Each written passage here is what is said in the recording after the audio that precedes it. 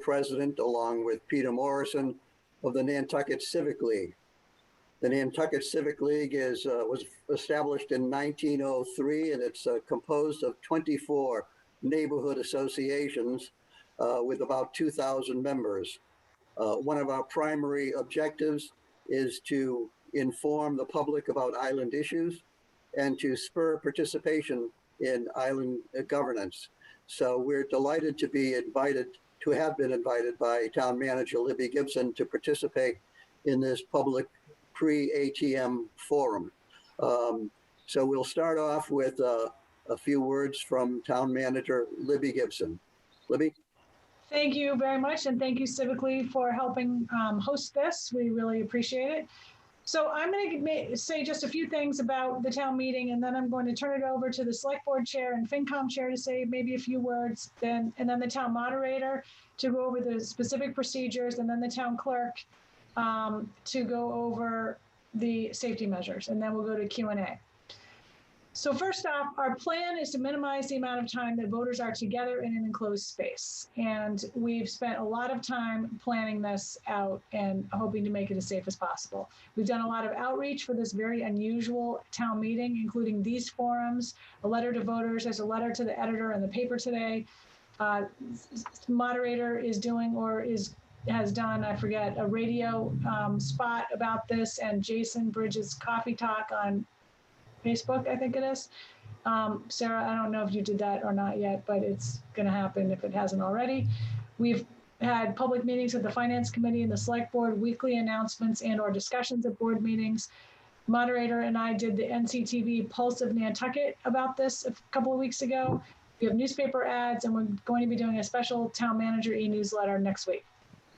The original warrant from April 4th has been mailed to voters. Some people say they've gotten it. Some people have not gotten it. I personally have not gotten mine just yet. We've also mailed a letter to all voters. And we ask that you please bring your warrant with you to town meeting if you are planning to attend.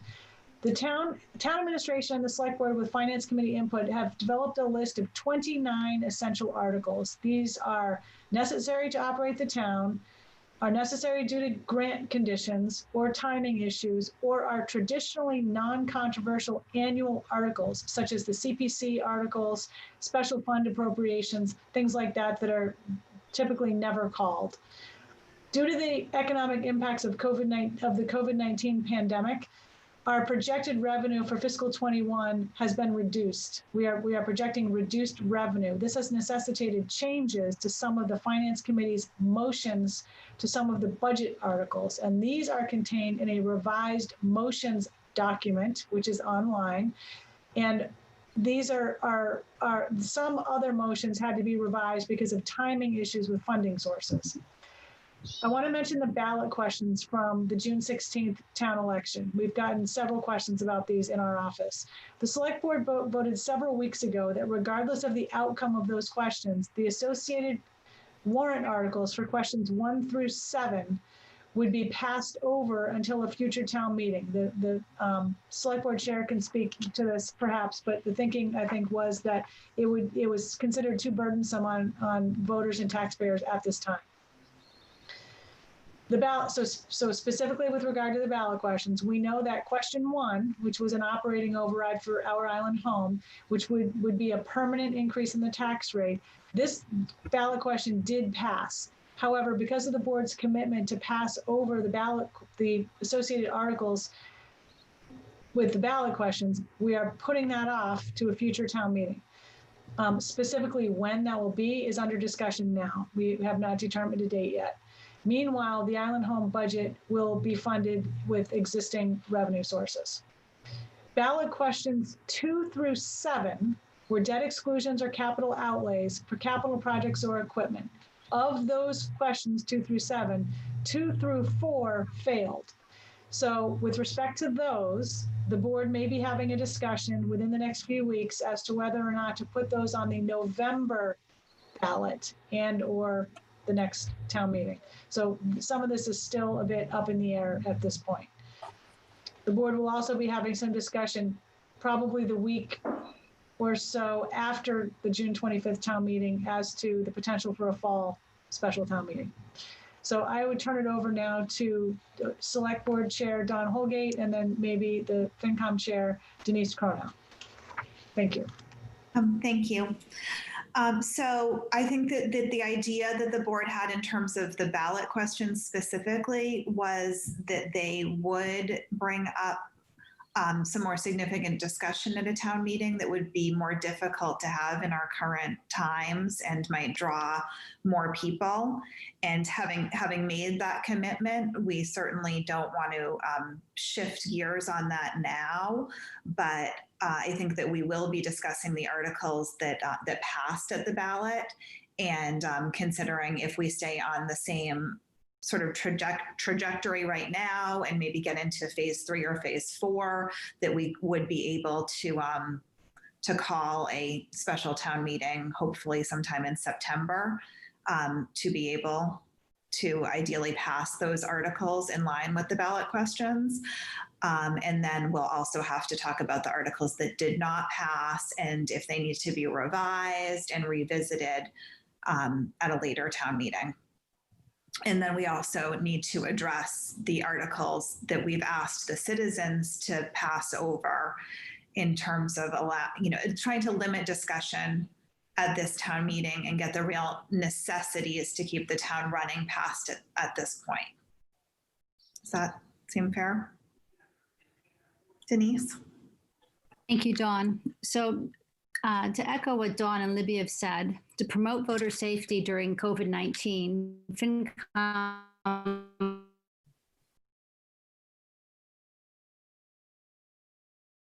to the ones that are essential for town operations only. We reviewed and discussed all the revised articles together with town administration, and our motions made for voter approval are made in line with the adjusted fiscal year 2021 budget expectations.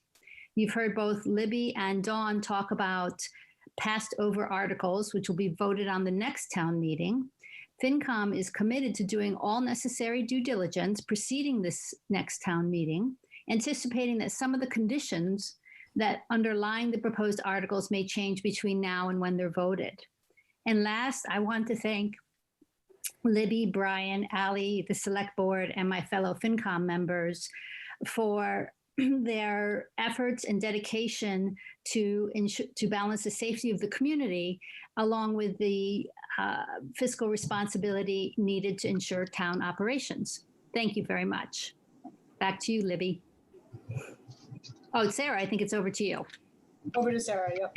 All right, thanks, Denise. I hope you all can hear me.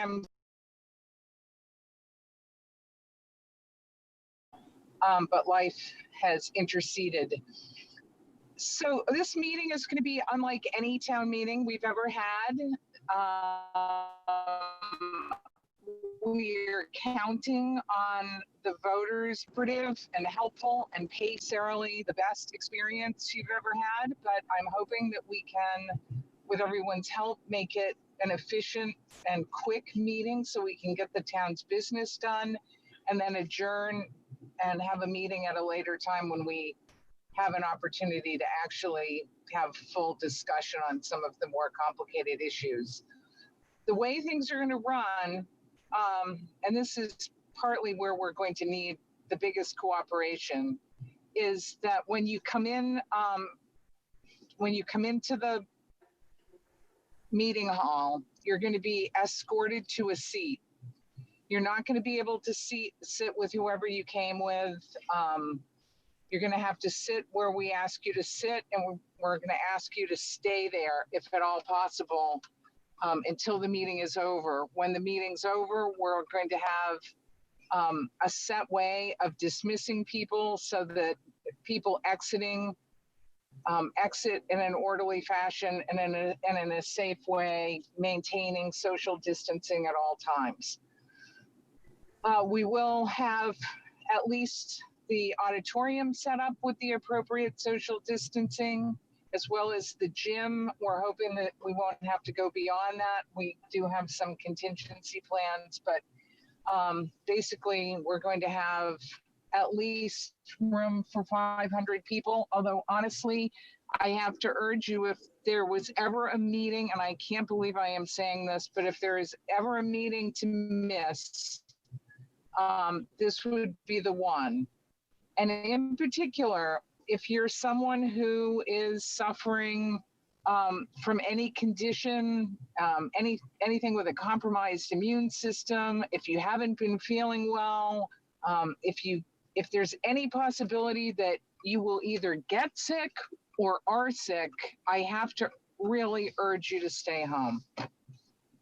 If you do come to the meeting, please know that we are asking that everyone wear a mask, and we will have sanitation stations up, and I think Nancy's going to go into a lot of detail on that. In terms of the meeting, once we're all in and seated, I'm going to bring the meeting to order. I'll read in all the revised motions. Now, website, so if you could please read them ahead so that you're familiar with them. If you have questions, now would be the time to ask them. Everyone's available and committed to trying to answer as many questions in advance of the meeting as possible.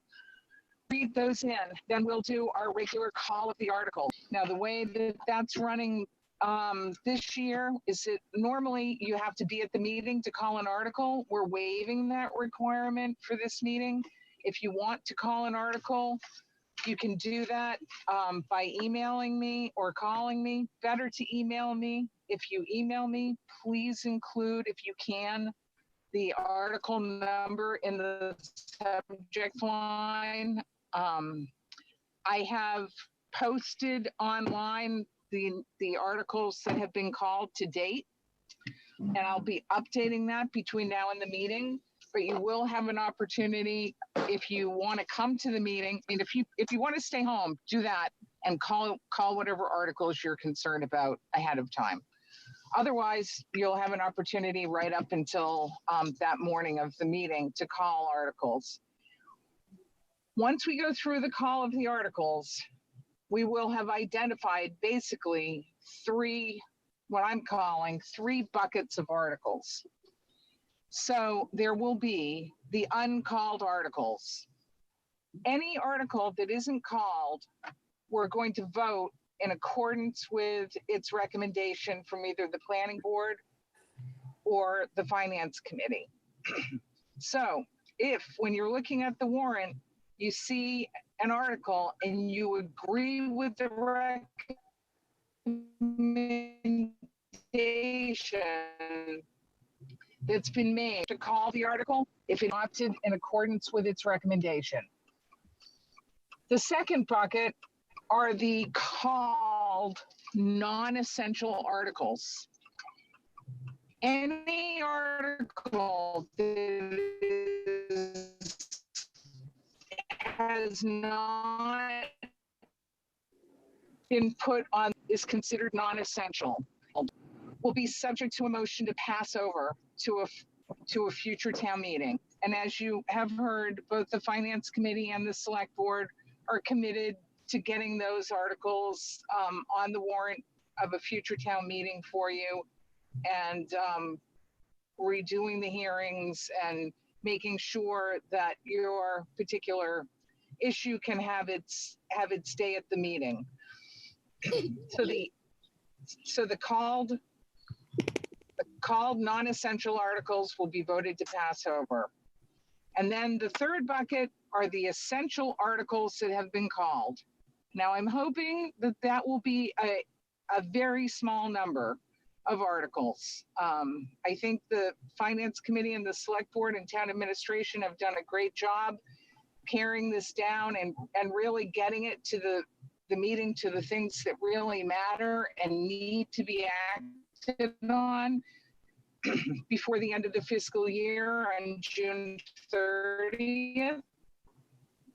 But if there are articles that are essential that are called, then we will discuss them and then we will vote on them. And when we're done, then we will adjourn and I will have a procedure for getting you safely out of the building. And so to a certain extent, how this meeting goes, how quickly it goes, how smoothly it goes, how safely it goes, it's our responsibility, but it's also in the hands of the voters. And I'm looking forward to next Thursday. I'm looking forward to doing this. We will have, just so you know, electronic voting. I think this is going to be, it's an experiment. It will be interesting to see how it works. It will also be very important where we may be in several rooms. I think it's going to make the counting of votes in that situation a lot smoother than it would be if we had to have runners going between various rooms or walkie-talkies or whatever else we might have to put into place. Those electronic voting machines will be given to you as you check in. They are tied to you as a voter, so you can't abscond with them, but we can't track the votes. We won't know how you voted. We'll just know that your particular handset hasn't been turned in. Those will be sanitized before you get them. You need to hang on to them. And we'll go through a couple of, test cases and see, just so we're all comfortable with it before we proceed. I think that's it. I mean, I could go on and on about the setup and everything, but I think I'll let Nancy do that because she's really taken the lead, and I think how smoothly. Yeah. Oh, you have a question from Bobby Planzer before. Oh, okay. Well, before I go, I'll just say I thought the way that the election went the other day was quite a success. I thought Nancy and her team did a great job getting us all in and out on the voting. And I have every confidence that the same thing will happen at this town meeting. Bobby said, do you need me to be the bell ringer or should I stay home? Well, I'm going to miss Bobby. I have to say, Bobby, I hate to say it, but I think we're going to suspend the bell ringing for this particular meeting. And I think you should stay home. But that doesn't mean you're out of a job. I will have the bell ringer back. And when I do, you will be my first call.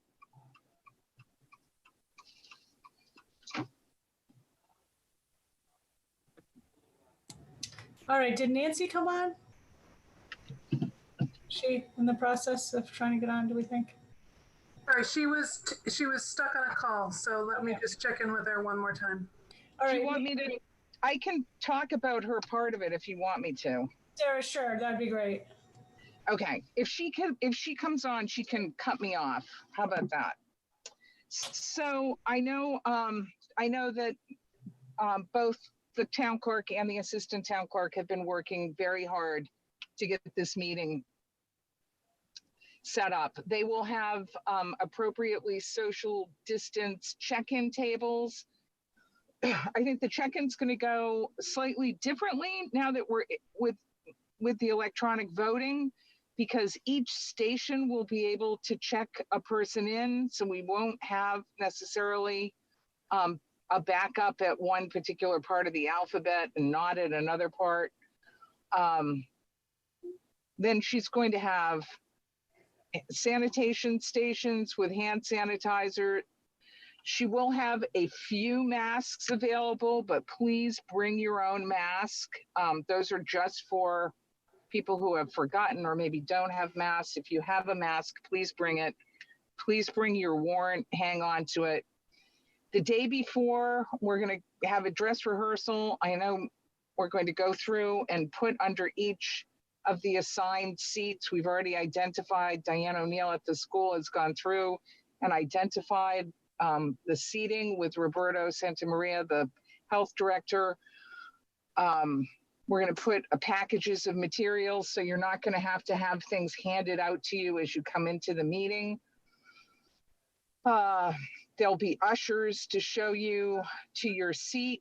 It's going to be like a bad wedding. You're just going to have to sit where they take you and stay there until we're done and you're dismissed.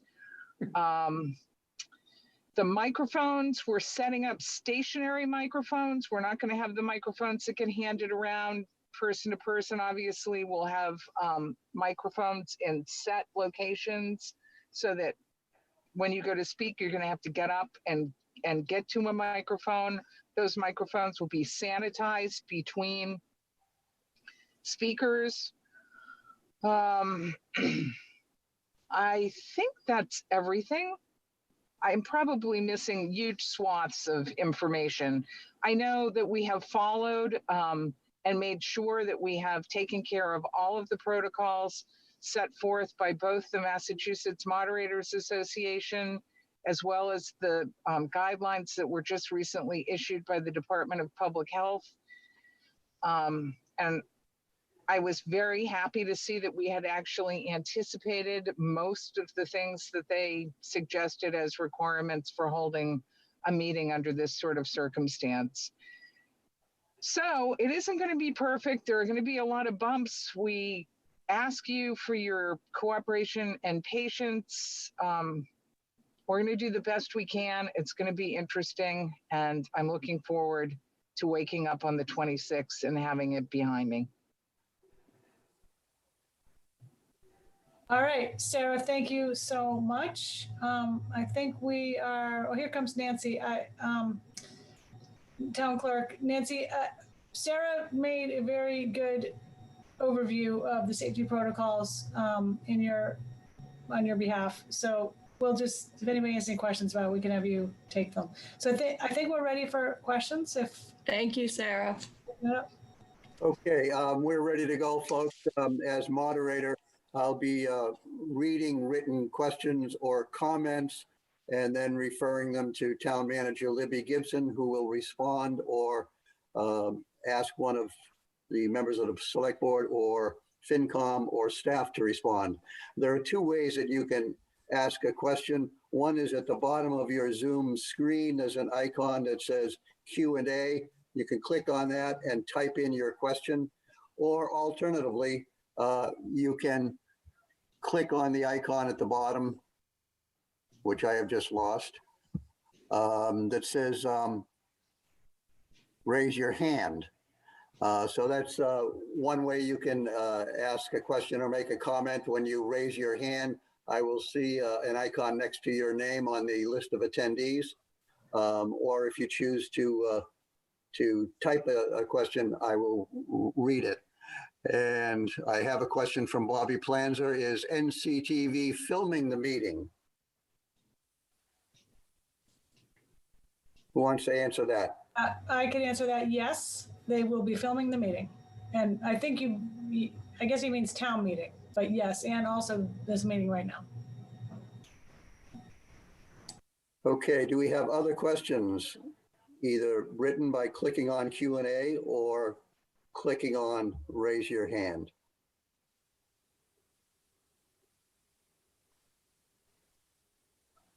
We are awaiting any questions or comments that you might have.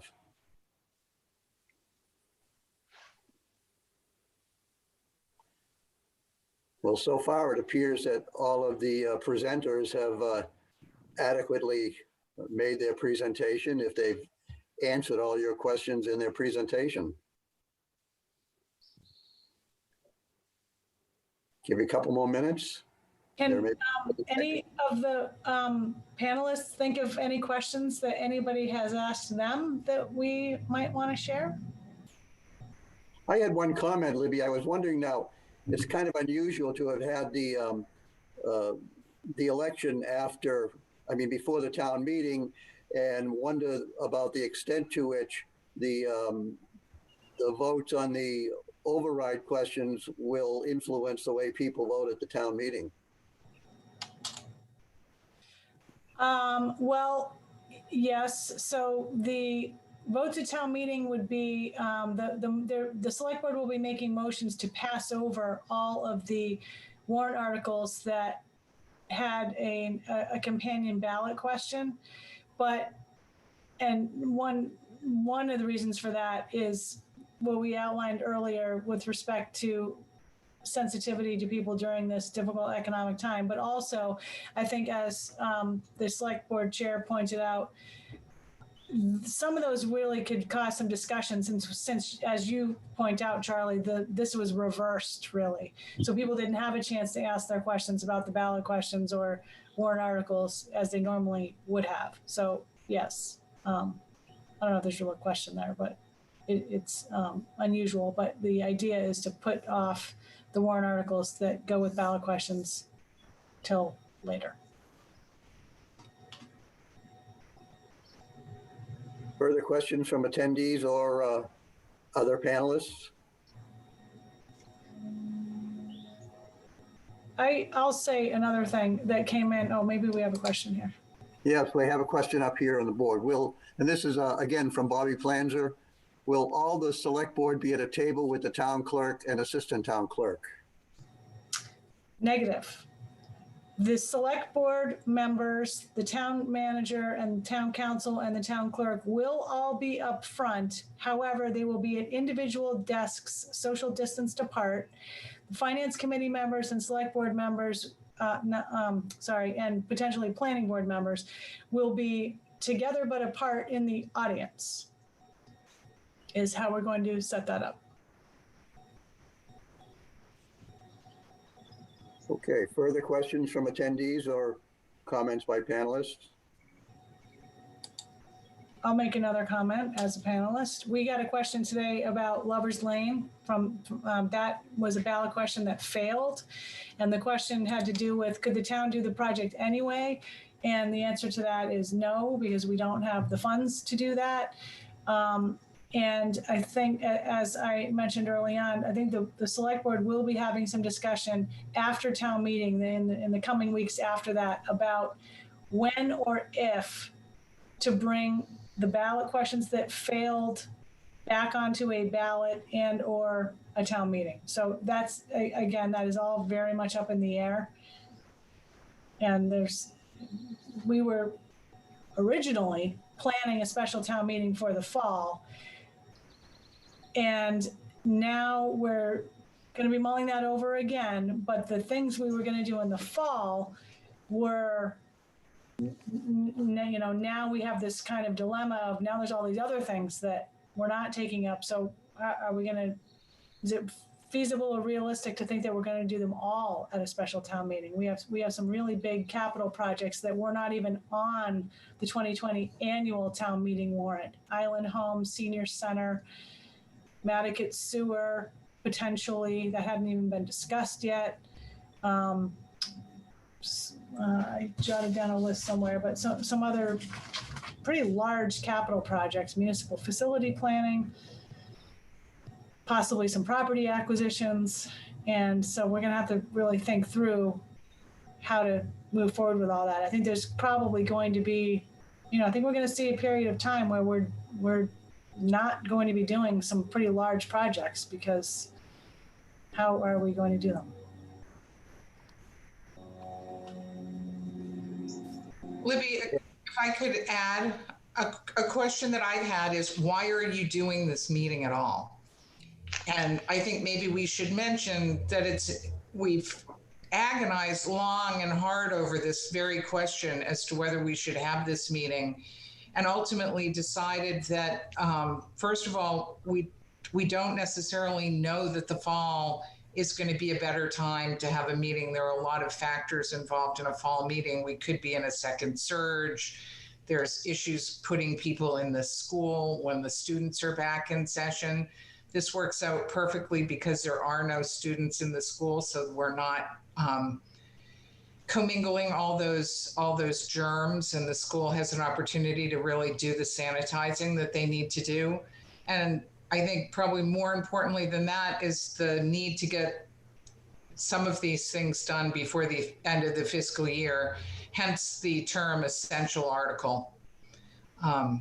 So that, I think that kind of is my answer to people when they ask, why are you doing the meeting? Excellent. Thank you, Sarah, for bringing that up. Those are exactly why. And I guess the other question I get is, are we screening people as they come in for illness? And the answer to that is no, we're not. We're precluded from doing that because it would be an infringement of the constitutional right to vote. That said, we are very strongly advising people who aren't feeling well to stay home and to respect their fellow citizens and take care of them by staying away from the meeting, and also staying away if you're compromised in any way, either by a health condition or age or what have you. Nancy, were you going to say something? I was just going to add that, you know, talking about the fall, that we also, as we all know, we have two other big elections coming up this fall, the September 1st state primary, which will be before school starts, and the early November state election, the presidential election. So we have to consider those dates too, and the needs of the school, as you and Sarah had mentioned. And I just wanted to add one other thing about next week, and I'm sorry if I'm repeating what Sarah may have already said, but if people that are going to attend, if they could remember to just be patient, and that it may take a little longer to get in, and that they will be brought to their assigned seats. And we're asking, and I'm sure Sarah said this, but we're asking that they stay in their assigned seats as much as possible. Okay. There being no further questions, either on the Q&A site, or no one has raised their hand. So, Libby, that's where we pulled. Well, we could do a mini forum for a few minutes amongst ourselves. Can anybody think of any questions they think we ought to perhaps try to answer? John? I don't have a question, but anecdotally, I attended my first town meeting of the season last Monday night in Sandwich. And it was indoors, and we were out in an hour and a half.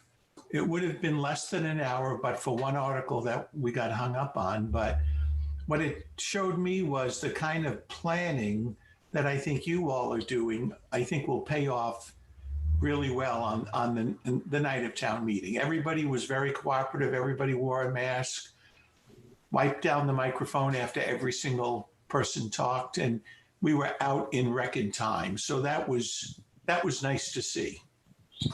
John, was there anything that they did in Sandwich that you would advise us to adopt and do in Nantucket that we haven't already thought of? You know, I don't think so.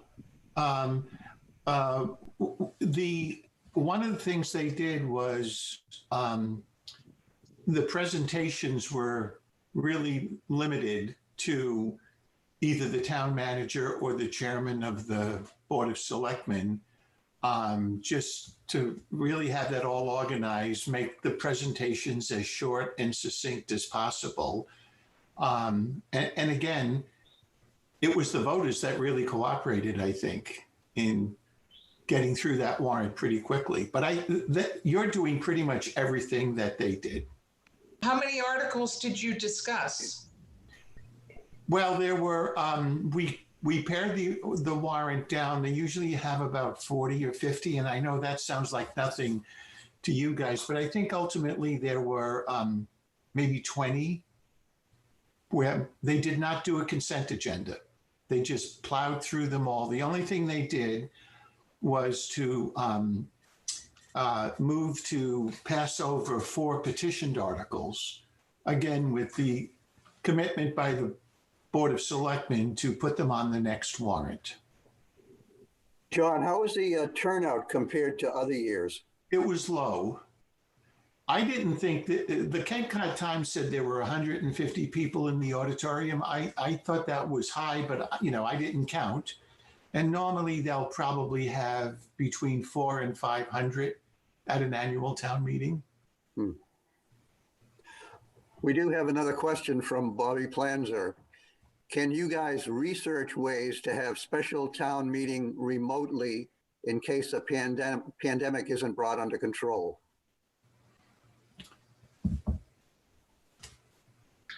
John can answer that the best. So very much, and this is an unfortunate answer, but if it's an open town meeting, which is what you have, you don't elect town meeting representatives. Under current law, there's no way to hold a remote town meeting. If you went to a representative form of town meeting government, then you could, but only during the emergency declaration by the governor. Thank you, John. Other comments from other panelists or attendees?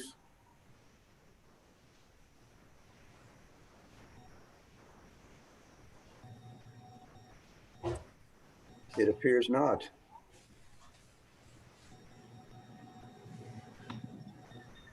I'll just add one thing, if I could, Mr. Stott, just to assure people the handheld voting devices are extra sanitized, and they'll also come in individual single-use plastic baggies that you can actually, it's a special type of baggie, I guess, or, I haven't seen it yet, but that you can actually use the device within the sanitized baggie. So those precautions have been taken as well.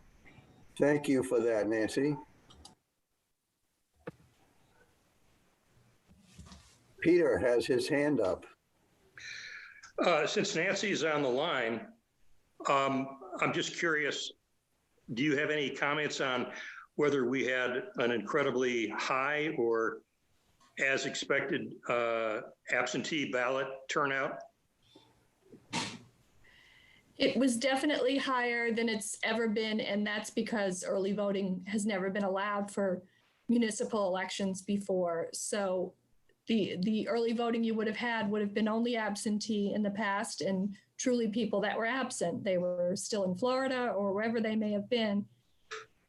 We usually haven't 200 or less in recent years, and we had between the early and the absentee, we had about 600. And it was mostly early voters. Thank you.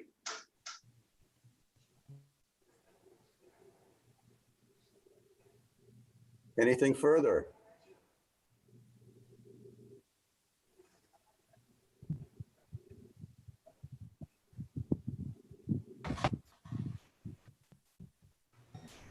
Appears not. Thank you, everyone. Thank you all. They can't say we didn't try. Indeed. Thanks, everyone, and I look forward to seeing you on the 25th. All righty. Thank you very much for helping us with these things. We really appreciate it. Have a good evening, everyone. Thank you, everyone. Thank you.